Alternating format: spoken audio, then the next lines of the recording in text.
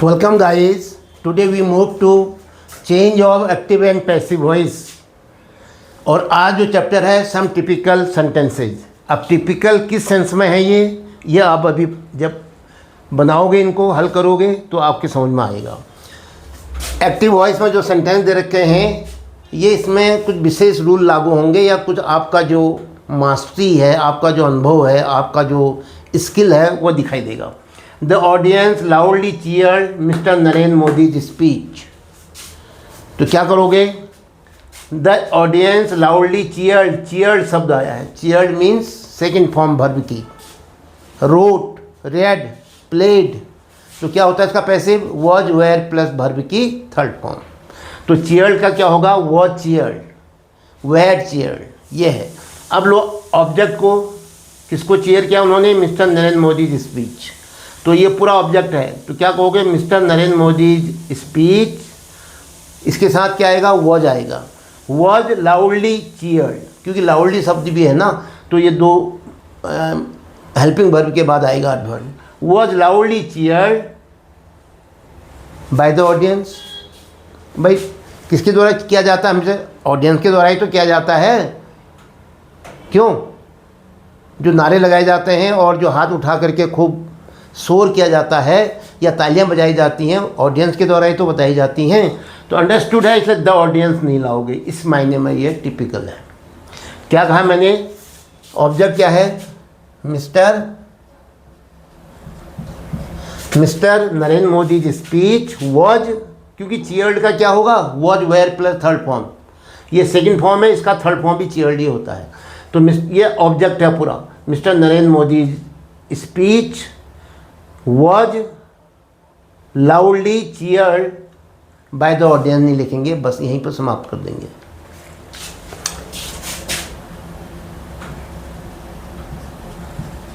नरेंद्र मोदी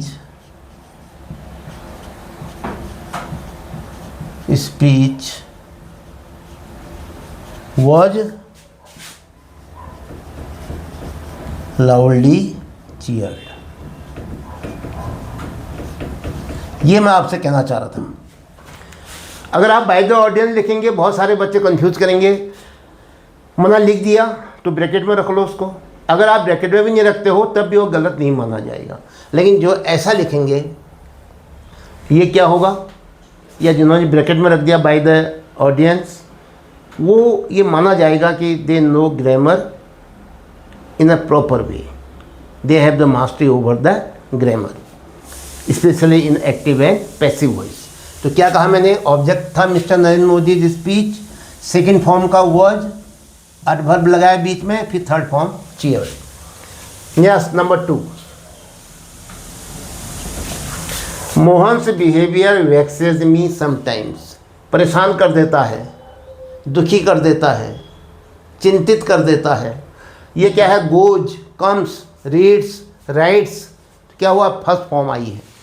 तो क्या होता है इसका passive? Is, am, are plus verb की third form. Is written, am written, are written. ऐसे वेक्सेस का क्या होगा? Is vexed, am vexed, are vexed. अब ये ऑब्जेक्ट पर निर्भर करेगा। किस है ऑब्जेक्ट? क्या है? मी। मी का क्या होता है? इसको सब्जेक्ट बनाना है तुमने। आई के साथ क्या आता है? एम। तो आई एम वेक्स्ड, VEXED हो जाएगा। हाँ, third form. I am vexed sometimes, I am vexed. या एक काम करो, आई एम के बाद समटाइम्स को ले लो, क्योंकि एडवर्ब है, ये हेल्पिंग वर्ब के बाद आती है। आई एम समटाइम्स वेक्स्ड, दो वर्बों के बीच में रख दिया हमने। I am sometimes vexed by Mohan से बिहेवियर।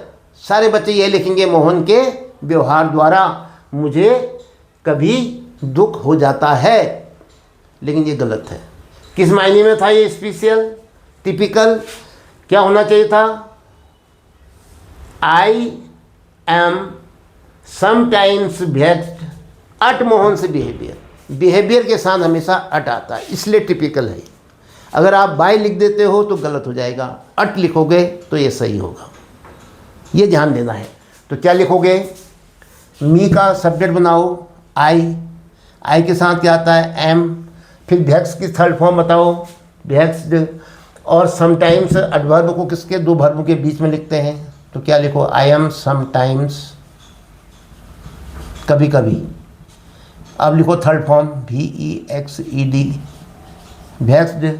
अब है मोहन से बिहेवियर के साथ आगे बाय नहीं लगेगा, क्या लगेगा, एट। ये ध्यान दो, इसलिए था ये टिपिकल। अगर आपने बाय लिखा तो गलत माना जाएगा। मोहन से बिहेवियर,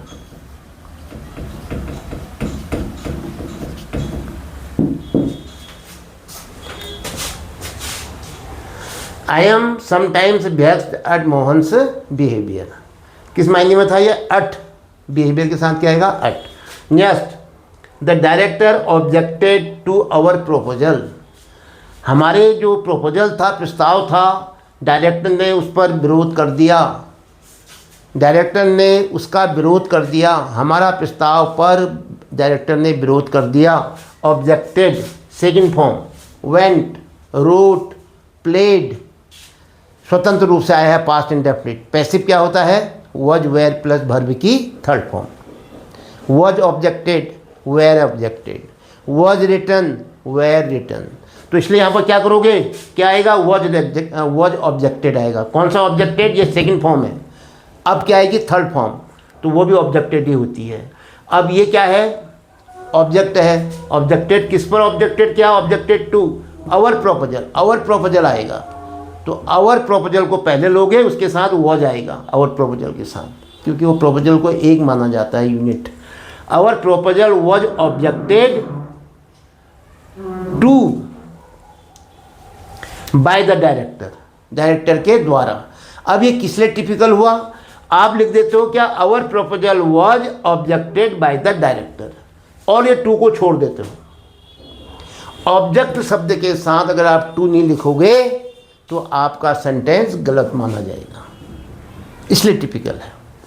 क्या कहा मैंने, फिर से बोलो। ऑब्जेक्ट क्या था, आवर प्रोपोजल, क्या लिखोगे, इसको सब्जेक्ट बना दो, आवर प्रोपोजल। वर्ब की आई थी, सेकंड फॉर्म थी, तो क्या होगा, was where plus third form, was आता है इसके साथ। Third form objected,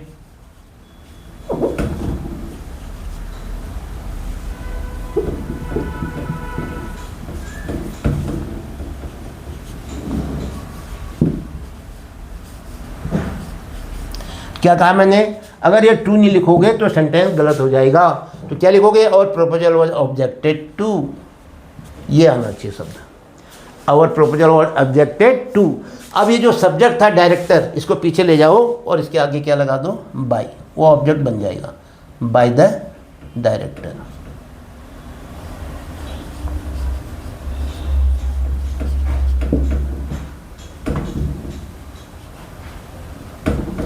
by the director. The director objected to our proposal. Passive क्या बनेगा, our proposal was objected to, ये जरूर आएगा, objected to, was objected to। नहीं लिखोगे तो टू नहीं लिखोगे तो वाक्य गलत, इसलिए टिपिकल है, बच्चे टू को छोड़ देते हैं। Next, all agreed to what I proposed. सब राजी थे उस बात पर जो मैंने प्रस्ताव रखा था, मेरे प्रस्ताव पर जो मैंने प्रस्ताव रखा था, ये ऑब्जेक्ट है, ठीक है। ऑल अग्रीड टू, अब वर्ब क्या है, agreed, went, wrote, played, killed, second form है, अकेले आई है, स्वतंत्र, पास्ट इंडेफिनिट। पैसिव क्या होता है, वॉज वेयर प्लस वर्ब की थर्ड फॉर्म। तो क्या होगा, वॉज अग्रीड या वेयर अग्रीड, ये निर्भर करेगा ऑब्जेक्ट पर। ऑब्जेक्ट क्या है, what I proposed, what I propose के साथ क्या आएगा, वॉज। तो क्या कहोगे, ऑब्जेक्ट को पहले सब्जेक्ट बना लो, व्हाट आई प्रपोज को,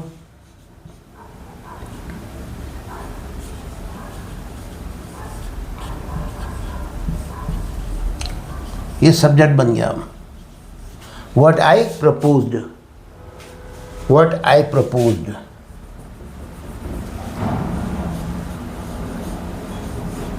अब इसके साथ वॉज आएगा कहाँ पे, थर्ड फॉर्म ले लो, अग्रीड की थर्ड फॉर्म, ये सेकंड फॉर्म है, थर्ड फॉर्म भी अग्रीड होती है। व्हाट आई प्रपोज्ड वॉज ये गलत हो गया, क्योंकि प्रपोज्ड के बाद हमेशा क्या होगा, टू आता है ना। What I proposed to, what I proposed to, to नहीं लिखोगे तो सेंटेंस गलत हो जाएगा। इस मायने में ये टिपिकल है। What I proposed to, what I proposed to, क्या कहा मैंने आपसे, बोलो। The director objected to our proposal, our नहीं, ये नहीं था, क्या था, all agreed to what I proposed, what क्या कहोगे, what was, what I propose का क्या बनाया आपने, व्हाट वॉज, ऑल अग्रीड को व्हाट प्रपोज्ड। एक काम करो, व्हाट आई प्रपोज्ड इसको ले लो, what I proposed, all agreed, तो व्हाट आई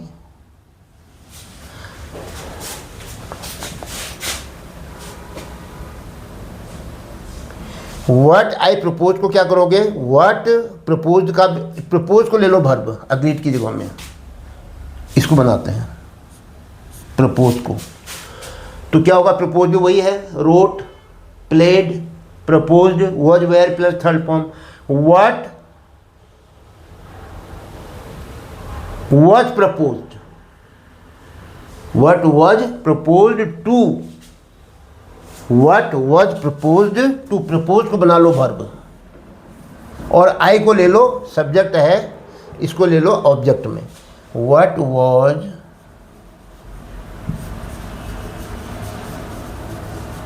प्रपोज्ड टू। अगर ये टू नहीं लिखोगे तो सेंटेंस गलत हो जाएगा, इसलिए टिपिकल है।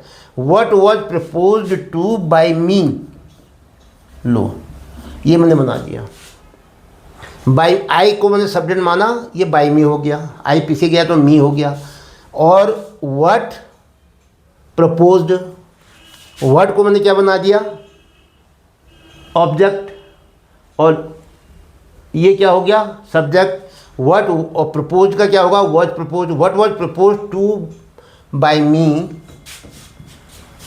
वॉज अग्रीड, यहाँ भी पैसिव बना हुआ, दो पैसिव बना दो, वॉज अग्रीड, सेकंड फॉर्म है ना, स्वतंत्र रूप से आई है, ये आप जानते हो।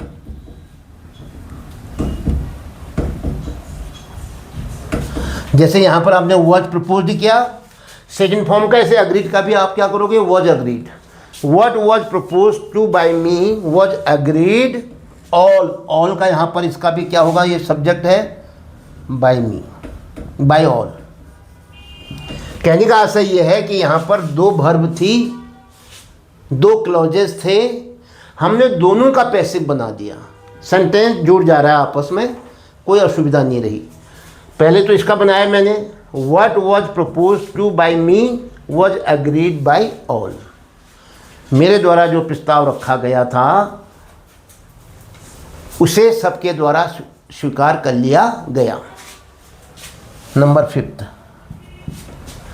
Are you listening to the story, listening, are listening के बाद द स्टोरी है ऑब्जेक्ट, क्लियर हो गया। तो ये क्या है, आर लिसनिंग क्या है, present continuous, is listening, am listening, are listening, present continuous. इसका पैसिव क्या होता है, is being, am being, are being plus verb की थर्ड फॉर्म। ये लिसनिंग का बेस फॉर्म क्या है, लिसन, थर्ड फॉर्म क्या होगी, लिसन्ड। तो क्या होगा, is listened, am listen, are listen, कुछ भी आ सकता है, किसके अनुसार आएगा, ऑब्जेक्ट। ऑब्जेक्ट क्या है, द स्टोरी, क्यों, क्योंकि ये क्या बनेगा, सब्जेक्ट, ये क्या बनेगा, सब्जेक्ट। द स्टोरी के साथ क्या आता है, इज। अब चूंकि ये वाक्य इंट्रोगेटिव है, इसलिए द स्टोरी से पहले किस को लिखोगे, इज को, हेल्पिंग वर्ब को पहले लिख दोगे, is the story. Third form बताओ, लिसन। अब ये स्पेशल क्यों है, टिपिकल क्यों है, अगर लिसन के बाद आप टू नहीं लिखोगे तो सेंटेंस गलत माना जाएगा, इसलिए इसको टिपिकल माना गया है। क्या कहा मैंने, द स्टोरी पहले आ जाएगा, सब्जेक्ट इंट्रोगेटिव है, द स्टोरी के साथ इज आता है, इसके बाद थर्ड फॉर्म लिसन्ड होता है। तो क्या कहोगे, इज को आप द स्टोरी से पहले लिखोगे इंट्रोगेटिव बनाने के लिए। तो क्या हो जाएगा, is the story listen to by you. You object हो जाएगा, सब्जेक्ट था ऑब्जेक्ट बन जाएगा, इसके आगे बाय लग जाएगा। तो क्या कहा मैंने, बताइए, is the story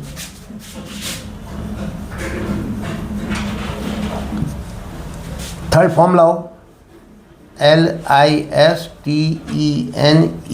third form है ये सेकंड फॉर्म, ये थर्ड फॉर्म है। इज द स्टोरी, गलत हो गया ये कॉन्टिन्यूअस टेंस था। Is going, am going, is writing, am writing, are going, are listening. तो क्या आता है इसमें, पैसिव में, is being, am being, are being, तब आएगा थर्ड फॉर्म। तो बीइंग को क्यों नहीं कहा आपने, इज द स्टोरी, बोलो बीइंग, पैसिव लिख रहे हैं हम। अब थर्ड फॉर्म लाओ, listen, is the story being listen to. ये टू अगर नहीं लिखोगे तो, ये तो आपको आता है लेकिन ये टू लिखना बहुत ज़रूरी था।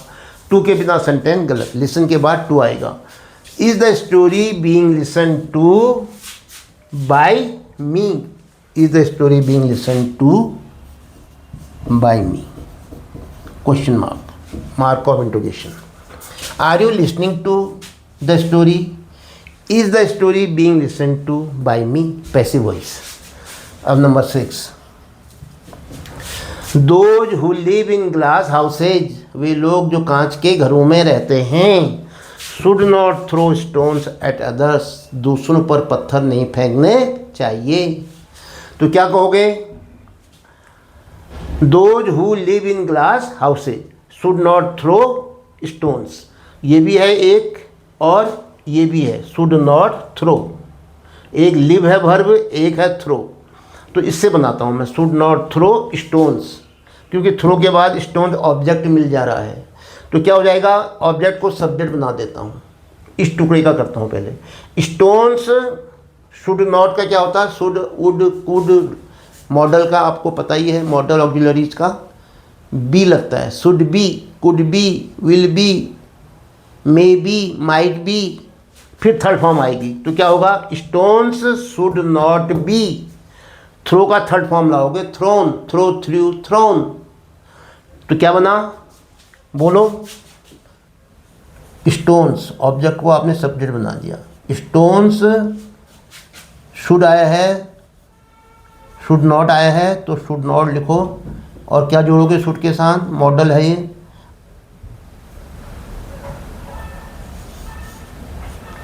Should not B जोड़ोगे।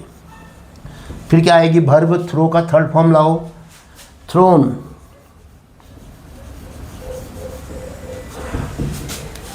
Should not be thrown at others,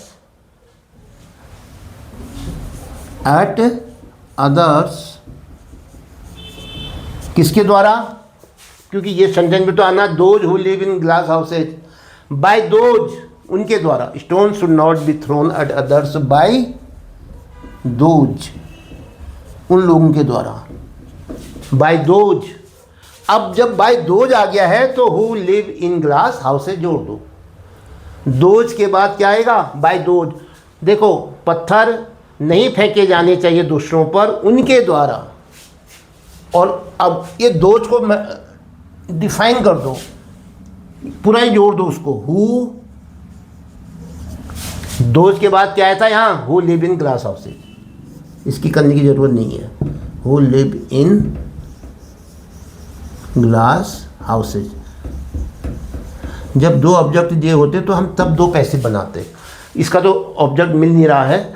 stone should not be thrown at others by those who live in glass houses, पत्थर नहीं फेंके जाने चाहिए दूसरों पर, उनके द्वारा जो ग्लास हाउसेज में रहते हैं। कितना अच्छा बन गया।